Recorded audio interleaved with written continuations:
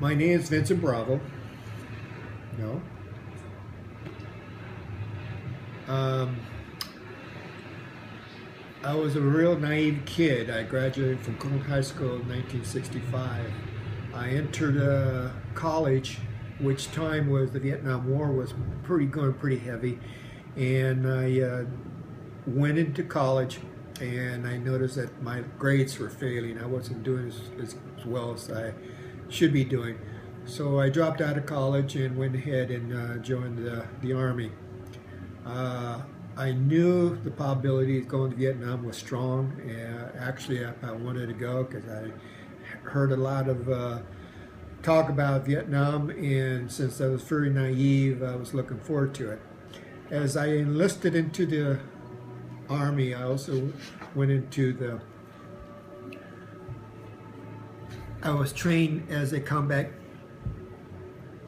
engineer, which my main function was to go ahead, use heavy equipment, the D7, which is a large tractor with a 10 by 20 feet blade, which my primary function was to clear land for firing purposes, and to demolish villages when we come across them. A lot of it was also to dig trenches to bury a lot of dead, which was really unpleasant. During my whole time there, I noticed that the country was a beautiful country. However, most of my time I spent was in the field. I was rarely in town, like many soldiers were, but I came close to knowing some villagers. However, we did not socialize other than just hi, how you doing, and that was about it. We felt that I felt that we were there to assist them to as much as possible. But being as naive as I was, I couldn't, at that time I didn't realize the traumatic experience that I went through, especially with other individuals. I was combat engineer, which meant I moved around a lot, so I did not get to know a lot of my fellow soldiers because of this function, and I didn't get close enough to many of my soldiers that I got along or signed with. I always was kept moving, which was, in the long run, I was lucky for that, because a lot of my other friends who got to know other people that worked together closely, either unfortunately they either got killed or got hurt, or their time was up, and that was it. That you never saw those individuals again. Again, I was fortunate again that I didn't have a relationship with any of the soldiers other than the people that work on a daily basis.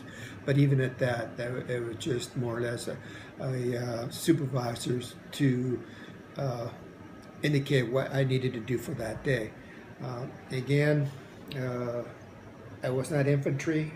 My primary function was, again, is to destroy or to do pave roads. And then again, one of the unpleasant areas was to bury dead bodies, which was not pleasant to do.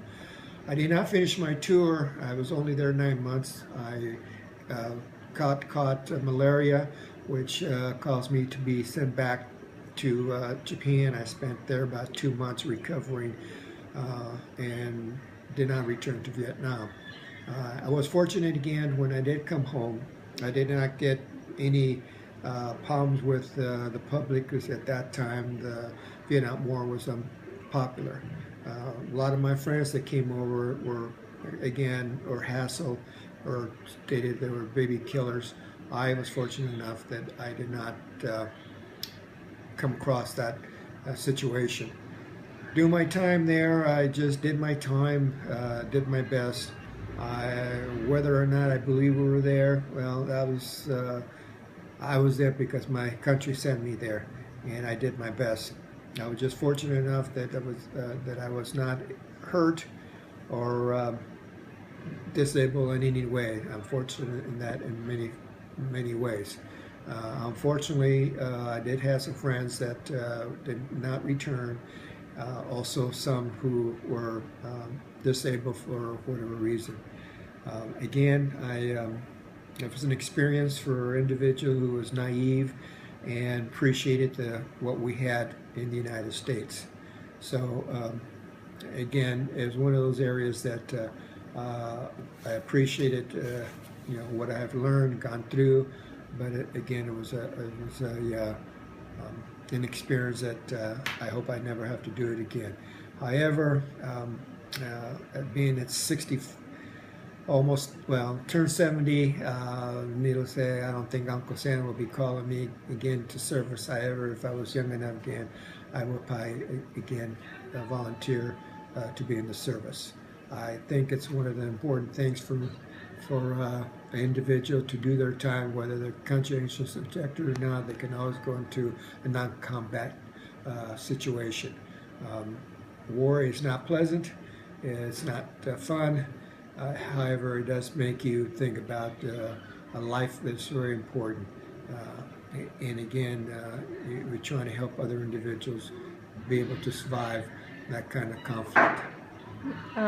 What was the hardest effect on you after the war was over? I think when we returned home, I do recall being really jittery. I was really uncomfortable. Being in the military for that length of time and adjusting back to civilian life and having individuals next to you don't even think anything about the war, that was uncomfortable for me. I could not handle their attitude, the way they were enjoying their life, while you had other Americans either dying in combat. So that was the hardest part for me. It took me a while for me to adjust. I would say 6-7 months, if not longer, I was able to adjust to be able to conduct myself in a civil manner. That's about it.